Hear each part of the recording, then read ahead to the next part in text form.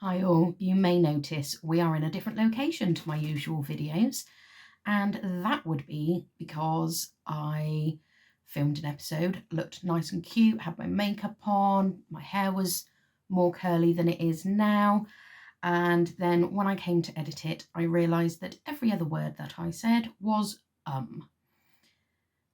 Nobody wants to listen to me saying I got annoyed listening to me saying so we are doing a refilm here. If you are new here, my name is Sarah. I am a knitter and independent yarn dyer based in the southwest of England, and this is where I share with you what I have been knitting on over the past month, any plans that I've got, and where I'd like to hear what you guys have been up to. We're also looking at how I can link knitting to the various gods, whether they're Roman or Greek, that each of our months are named after. This month is March, therefore the Roman god of March is War, the god of war.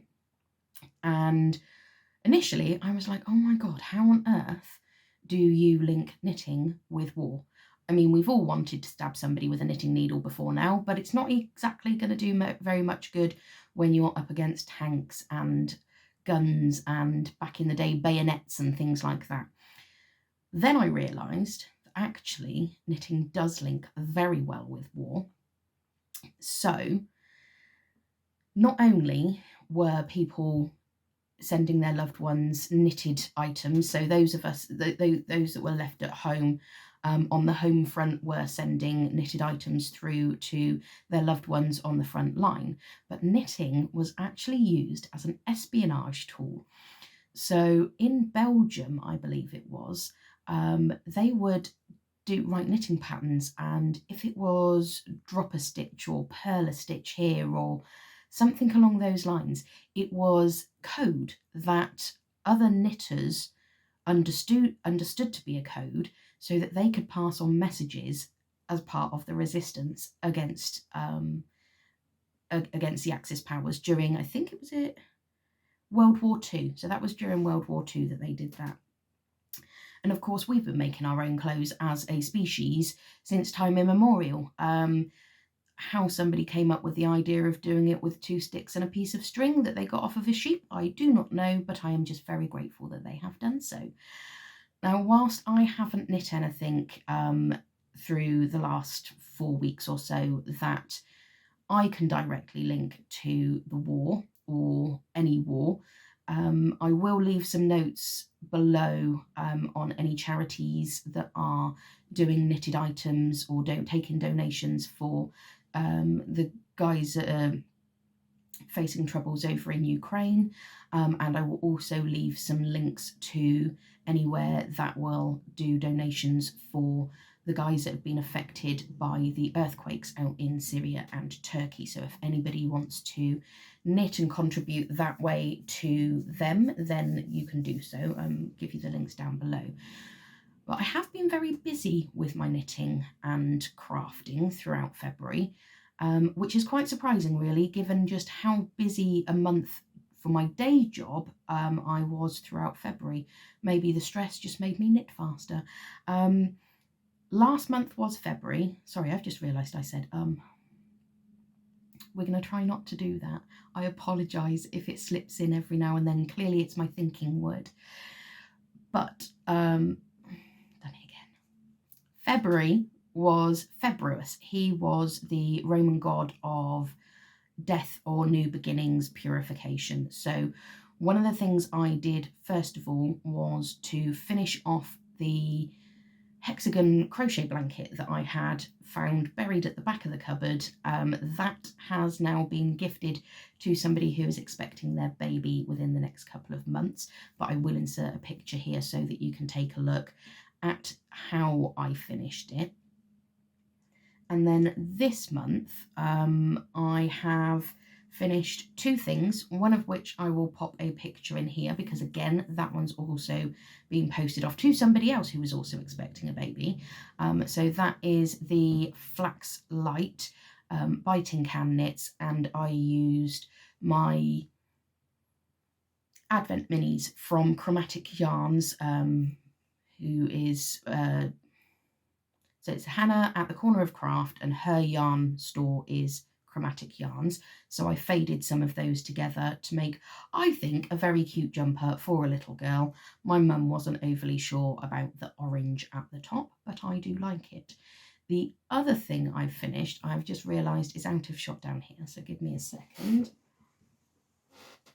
So the other thing that I have knit and finished is my So Faded by Andrea Mowry, Drea Renee Knits. The colours used for this one, this is Kookaburra and Scuba, both from Bird Street Yarns.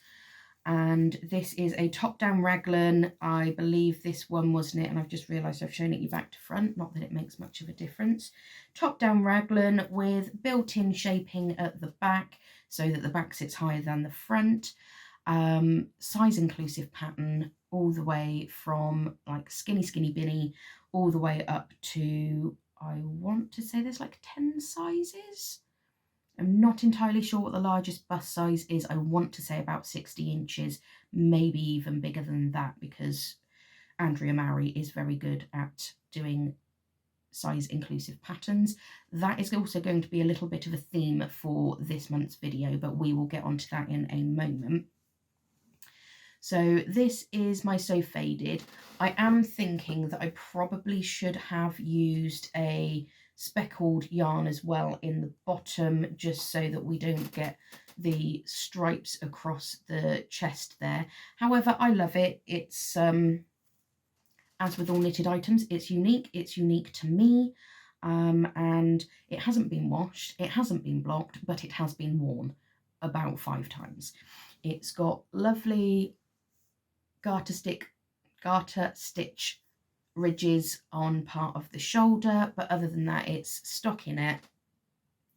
And this one was knit on my Chiagoo 3.75mm needles. The only change I made from the pattern as written, sorry itchy nose, is to do with the bind off. So I'd knit through the body, got to the bottom, done my ribbing, and then it says bind off loosely. So I did my usual and went up a needle size, or did I do 2 needle sizes? Went up a needle size or 2, finished the arms, put it on, and do we think that I could get it over my fat belly? No, we could not. So I did unpick the bind off, and I came across, now it's new to me, you guys may already be aware of this, but the Elizabeth Zimmerman stretchy bind off, and it has no flare whatsoever. As this is going to, I knit this slightly too short for my own liking. That's on me, that's not on the pattern. And yeah, so where it does land, I want it to sit flat because I am too lazy to go back and undo this yet again to add on the extra inches.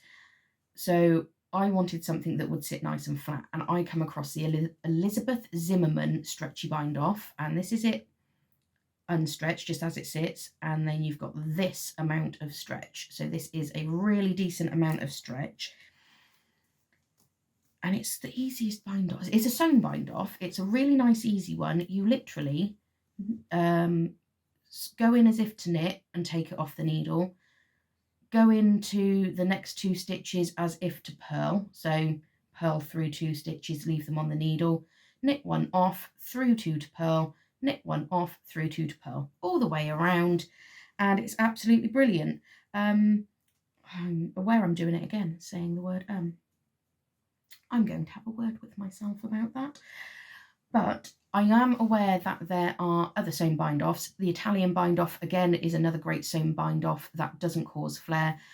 But I don't know about you guys, by the time I've got to the cuffs, I'm just so excited to bind off and get onto the next bit so that I can wear whatever it is that I've made. I did not want to go through the faff of changing 2x2 rib over to 1x1 so that it'll work for the Italian bind off. I will leave a link down below for a really good Very Pink Knits YouTube video on how to do the Italian bind off. No, not the Italian bind off, the Elizabeth Zimmerman easy bind off, the stretchy bind off. So if you haven't tried it, it's brilliant. It works well on any type of rib. It works well if it's just stockinette or garter stitch. So yeah, definitely one to add to your arsenal of cast offs for a variety of projects.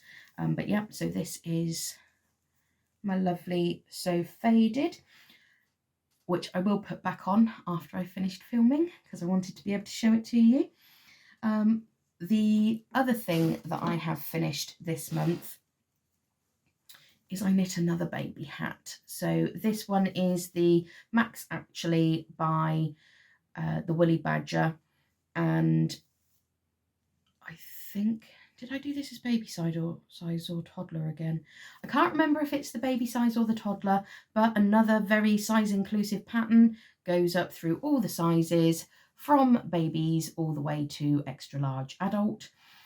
It's knit in my colourway New Growth, which in this light is, well, the lighting is rubbish, but looks a little bit paler than it normally is, and it's just a really nice textured hat. So that is going off, that's in my baby pile for gift knits for babies. On the subject of babies, not that I'm having one, do not panic, one of my new whips this month is a baby blanket. I've just realised I've got stuff stuck to that. It's not exactly a pattern that I'm designing. I've just been playing about with cables. This colour isn't yet in my shop because it came out a lot more orange than I thought it would do. However, if you do like this shade, I'm just trying to get good lighting. There you go. If you do like this shade, then let me know down in the comments below. Can easily recreate this and put this in the shop if it's a colour you're interested in. This is knit on my Chiagoo 5mm or US size 8 needles, DK yarn, and it's just, I'm just going to do it like this. It's daft, I know, but so that the lighting picks it up. It's just cables. I was doing left twist there, right twist there, but I've decided I like the look of the left twist more than I like the look of the right twist. To me, it just looks neater. So that was on the needles, and that was a project I was working on. However, I thought that the baby that this is going to be for was due a lot sooner than it actually is. Baby is not due until June. So I put this down and I started on my big Cozy Cardigan by Andrea Mowry. Is this going to show the colour nicely? No, of course. Well, yeah, you can almost get the colour. Let me see if I pull that across. Makes it a little dark in here, but that does show this colour an awful lot better. So this is Dragon Scale. Oh, do please excuse me, my Google's going off by itself. 1 second. There we go, turned that off. So this is Dragon Scale. This is the, I'm just going to open this back up again so you can actually get some light in here. So this is knit out of my colourway Dragon Scale. It's on 3.75 mil needles, US size 8 on my Chiagoos again. And yeah, this is going to be my big Cozy Cardigan because it's still a bit cold here. Now, I'm not going to go into the construction of the pattern because obviously it is a paid pattern. It is a very size inclusive pattern, and basically that's why I love Andrea Mowry patterns. Last year, if you've been following me along through my journey, you will note that last year pretty much everything I knit was either flax, well, it's either by Tin Can Knits or it was by the Woolly Badger. Mainly because both of those are size inclusive designers. Jackie, who is the Woolly Badger, even does classes both in person and online, I believe, for knits that fit your tits.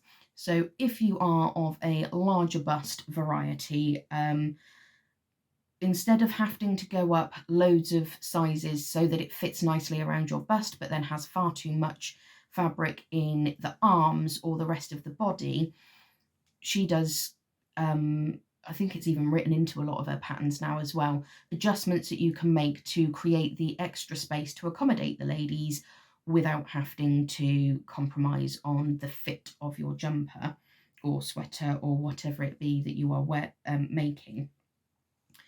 One thing I'm not sure on with this pattern, so this is the right side, but this is the wrong side, and I think I actually like this texture better. So I haven't decided which way round I'm going to do it. It's it's the main body of this is knit in 4-ply, and then the shawl collar front of this is knit using Surrey alpaca. So I need to stop saying I'm so sorry, guys. And I was about to do it again then as well. So I haven't decided which way round I'm going to do it. I think what I will do is see, once I have knit through the bulk, see how the Surrey alpaca sits next to both the front and the right side and wrong side of the fabric, and see which one I think looks best. So that's all the knitting I have been doing. And I did mention earlier about size inclusivity, and I want to circle back to that. So I am well aware that there are some pattern designers that do not design for size inclusivity for whatever reason. I have never tried to grade a pattern properly to fit multiple sizes. There was a pattern I was working on a year or so ago that has just been left because I can't get the maths to work so that everybody gets the right fit. So I appreciate that not everybody can knit size inclusive or design size inclusive. But that also got me thinking, I'm quite lucky in that if a pattern is graded for, say, 10 sizes, I normally land somewhere in the middle, usually around size 5, which is, I think my general go-to is something around a 47-inch bust. I'm not sure what that is in centimetres. 110 maybe, something like that.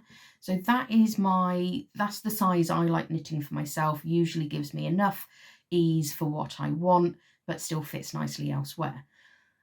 However, if you are someone that needs to knit a bigger size for whatever reason, whether it be that is just your size that you like to knit, or you need to accommodate a larger bust or larger arms, that does mean that when it comes to buying yarn, it can get more expensive. I can generally get away with, if it's a fingering weight sweater such as the So Faded, I can get away with 3 skeins of yarn.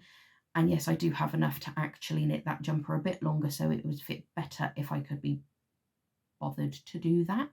But for some sizes, you kind of think, should I tip into getting the 4th skein? I did for that one. And so if you're on the cusp of possibly needing 3 or 4 skeins or 4 to 5 skeins, especially if you want to knit in hand-dyed yarn or a more luxurious yarn, the cost of that can sometimes, I feel, get quite prohibitive. So I have decided that for everybody, I want knitting to be as size inclusive as possible. So in my Etsy store, I have got a sale running, but I'm going to every 30 days renew it because Etsy won't let me do it for longer.